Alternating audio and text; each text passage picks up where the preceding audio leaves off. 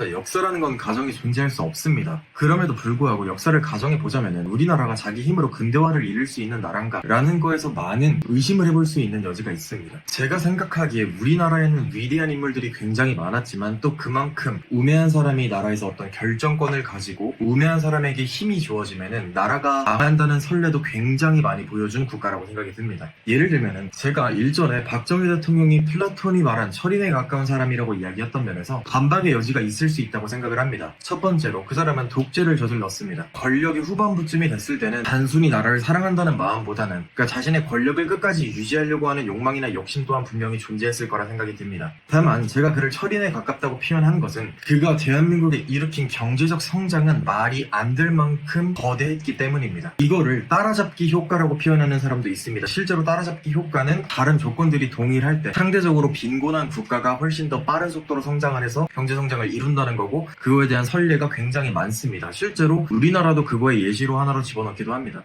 근데 설령 따라잡기 효과가 실제로 존재한다고 할지라도 우리나라에서 그 따라잡기 효과를 위한 초기 자본을 구축하고 새마을운동을 통해서 사람들한테 일을 하게 하고 1950년대 때 우리나라의 사진을 보면은 일제강점기가 끝나고 6.25 전쟁까지 거쳐가지고 처참하기 그지없는 상황이었습니다. 그 사실을 부정하는 사람은 이 세상에 없을 겁니다. 우리나라는 세계 최빈국이라고 불릴 만큼 지금 우리가 아는 못 사는 나라는 불문하고 지금 현재의 북한보다도 더욱 못 사는 나라였던 우리나라를 자본주의란 시스템을 파악을 하고 굴릴 수 있는 자본이 있어야만 이 나라가 성장할 수 있다는 걸 알고 국민들한테 메시지를 전하고 국민들을 이끌었던 거는 박정희란 인물이 철인에 가까운 판단이었다고 생각을 합니다. 박정희 대통령의 정치적 판단 아래에서 그의 판단을 하도록 도와준 주변에 많은 사람들도 있을 것이고 또한 그것을 믿고 따라온 국민들의 역할도 적지 않았을 겁니다. 박정희란 대통령은 분명히 과가 분명히 존재하지만 공은 압도적으로 클 것이고 그래 뭐 돈은 많이 벌겠지 근데 과연 박정희가 아니어도 그랬을까? 라고 평가한다는 거에서 그냥 이 사람을 평가절하고 싶은 욕망밖에 안 보입니다. 박정희 대통령과 굉장한 라이벌 관계에 있었던 김대중 대통령도 우리나라가 6.25 당시 폐허 때 우리도 할 수 있다라는 것을 보여준 대통령이라고 인정하고 시사하는 바가 있습니다. 우리나라한테 자신감을 줬고 우리나라를 굴릴 자본을 이끌어준 사람이었습니다. 그 사람은 경부고속도로를 만들었고 그 경부고속도로는 지금도 사용하고 있습니다. 제가 이전에 말하고 싶었던 바는 이겁니다. 박정희가 근간을 만든 것이 아니라면은 도대체 누가 그 상황에서 근간을 만들어낼 수 있었고 설령 박정희 대통령이 따라잡기 효과를 알았다고 할지라도 자신의 정권 치하에서 국민들에게 자신감을 줘가지고 사람들이 운동하고 사람들이 일하고 돈을 벌 수 있게 한 사람이 박정희 대통령이라는 사실을